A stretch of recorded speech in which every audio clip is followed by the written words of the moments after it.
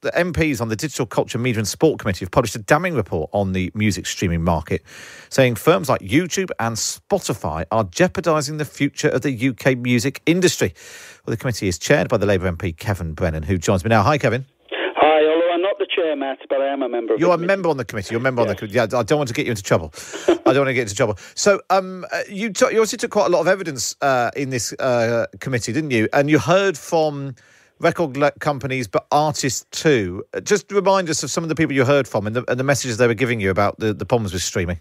Yeah, we heard from people, from well-known people like Nile Rodgers of Chic, and people like Guy Garvey and from Elbow and Ed O'Brien, but also people like Nadine Shah, who's a Mercury-nominated artist, but someone who really struggles to make any money out of the way that streaming works. And really, it's about artists, like that, who are in need of some levelling up in the music industry, to borrow a phrase from the Prime Minister. But we're recommending some practical ways that the money that's being made out of this music streaming revolution, which in some ways has rescued the recorded music industry after years of piracy, is shared out more fairly, rather than the massive benefits going to sort of corporations, none of which are British owned, by the way, but and go to the actual artists, the people who are the creators, who are the foundation of the whole of the music industry, who are really not getting a fair shake out of this new system.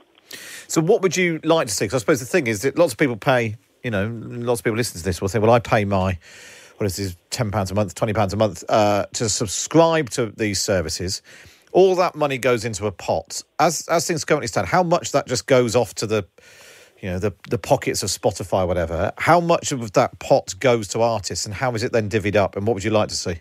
Yeah, after you take the tax off, which the government has to have its take, obviously, then about 30% goes to the streaming platforms, the Spotifys and Deezers and so on of this world, and then the rest of it, the 70%, the rest of it is divided up between record labels, songwriters, publishers, artists, and so on.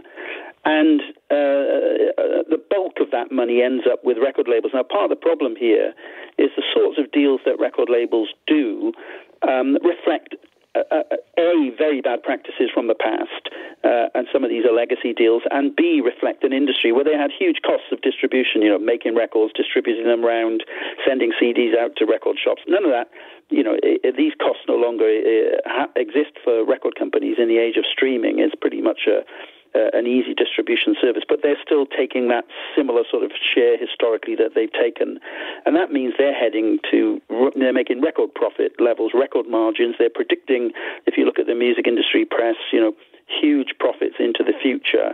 And at the bottom, the artists, the people creating the music, are not getting their fair share. And we're not talking here about, the top superstars, they're fine. But we're talking about people who are, nominated for awards, who are popular, have a fan base and can do gigging, but are earning practically nothing from their recorded music because of the way this system works.